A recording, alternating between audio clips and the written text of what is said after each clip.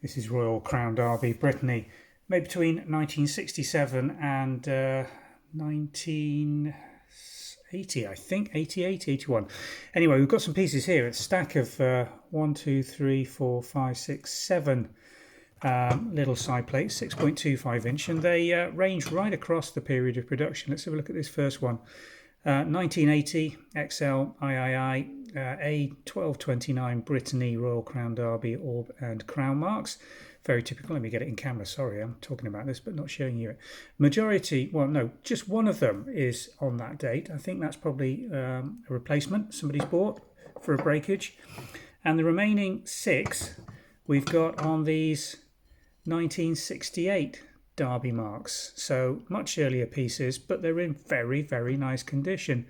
Little bit of wear on the surface, few knife marks on these older pieces, but just look at these if I work my way through them just to give you a feel for the condition. Look at that, absolutely beautiful condition glaze. Gilt on these is all fine as well. All these coming through on early China marks. There you are, Derby marks.